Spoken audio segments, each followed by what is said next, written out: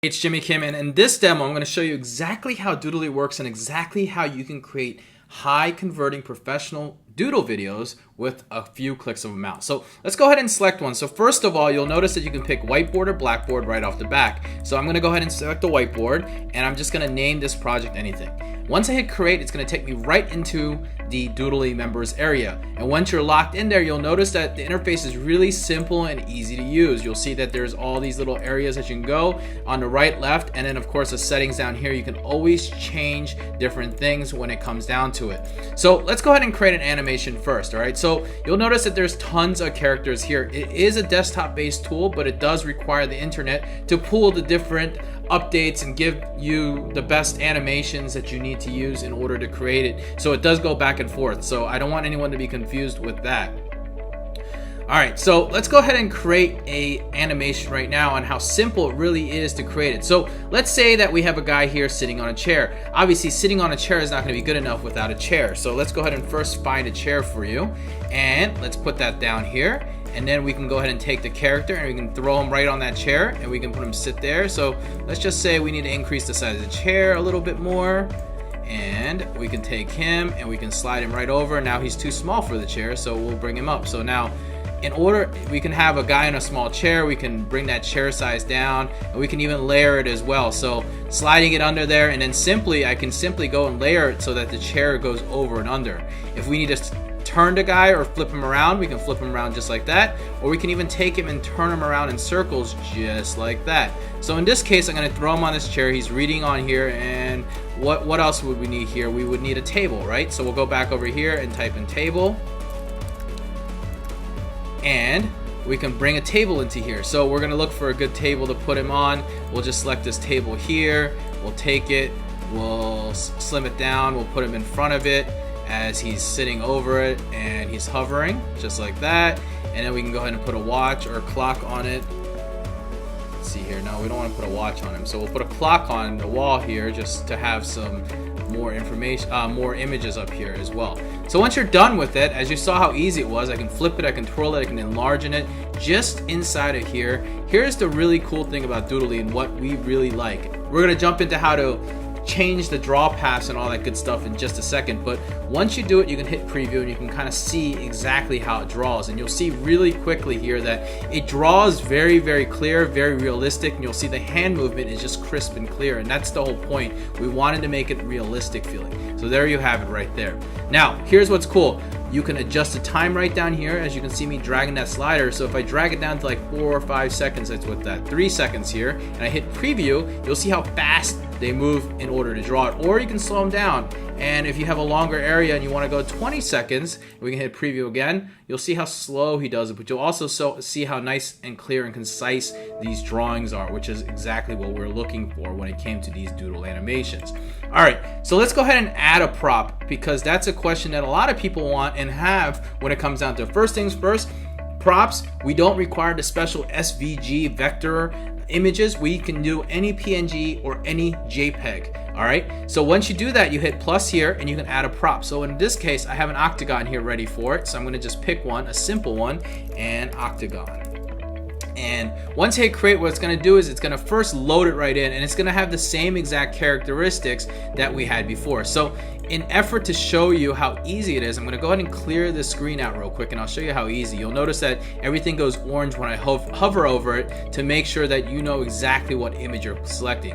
So in this case, I have this octagon, and I took this octagon and I can enlarge it, and I can make it smaller or bigger, and then you'll notice that the quality stays the same. Now here's what's cool. First, I'll show you the draw path. This is our generic default draw path. What we mean by this is it takes it automatically and realizes what the image looks like, and it creates that draw path. But if you want to create a custom one, you just create it on this little pencil. Because it's your own image, you'll have a pencil, you can hit edit, and you'll see here on the right hand side all the little different tools you have. First of all, you can zoom into them so it's easier to select it. So let's go ahead and zoom into this image nice and big. Now you'll notice there's this thing called path here. This is how your hand motion goes, and you'll always see a live preview going over and over.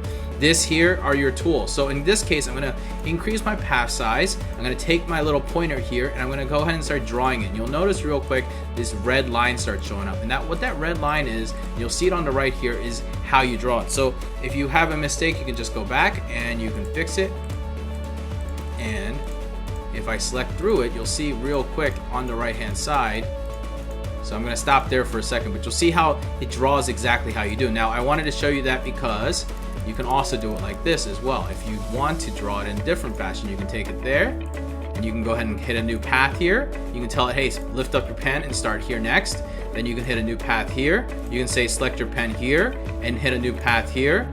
Select your pen here, and so forth. And what this does is, you'll see here on the right hand side, it draws it exactly like you want it to. Now I can go ahead and hit again a new path here, and you can do this and do that, or you can take it and drag it. If you want him to drag his pen all the way down, if I pull his hand here down to the end, so right now it's right up here, if I pull his hand down to the end, he'll actually draw a draw path based around how you want it to. So you can control the hand anywhere you want. So if I wanted to and make it really sloppy, I can actually go through here and do it exactly how I want to. So this is up to you how you want it to show up. So you can have him jumping hand to hand, you can have him drawing all you want, however you want when it comes down to it. So by doing that, you'll see how his hand is moving all over the place. Now let's go ahead and increase the speed. So slow down the speed so you can actually see it. So you'll see how he draws exactly how I did it. Now you'll see his hand is just moving all over the place. Now if there's nowhere for him to draw, he's just gonna drag his hand. But now it's all about making it look more realistic. So,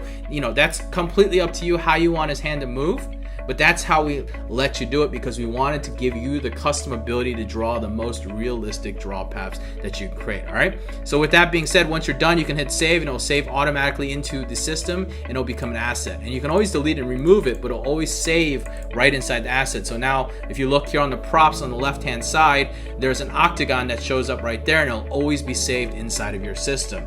The next thing you have is the ability to export, right? The first thing that people always ask about is exporting. So let me go ahead and load a scene in here just so you have it. And the sounds, of course, you can pick and upload here as well. But if you want to export, it's really simple. You can pick the exact destination, the resolution, and so forth. Obviously, the higher the resolution, the more it's going to take in order to get it downloaded and exported. So please keep that in mind. Most people are just fine with the 480p, which is why we have it selected that way. But you can actually select higher frames, higher resolution as you want, and even quality. So depending on what your project is and where you're putting it, you can go ahead and adjust that frame rate. And on average, it just depends on your computer speeds. But for me, on my computer, on this computer right now, I'm running about 3 to 4 minutes per minute of video that I create on the resolution. So that's how fast it does export, and goes right onto your hard drive as well, and ready to go wherever you want to upload it. You can always change a setting when it comes down to it to Blackboard at any time. You'll see that it'll flip right to Blackboard without a problem. Or you can go back and forth as you wish as well, and you can even change it here. So some people may want it where you want the animation, the audio to end longer because you want that last frame to be frozen, and the way it's done is by just picking it this way, or the other way around if you want the audio to end but the animation to continue. But at the default, it's when the animation ends, so you can select that option as well. Doodly is very easy to use. Again, it allows you to upload PNGs and JPEGs because it makes it simple. The best image that you can use is a transparent background PNG. That's the best image you can use, or a JPEG.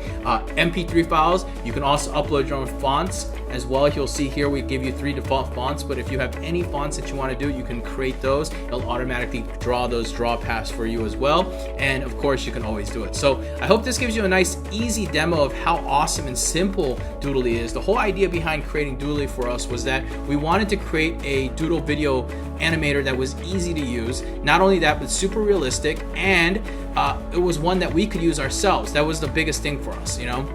So with that being said, thank you for watching this demo video. I hope this gave you a nice, clear understanding of exactly how Doodly works and how it can work for your business. I'll see you soon.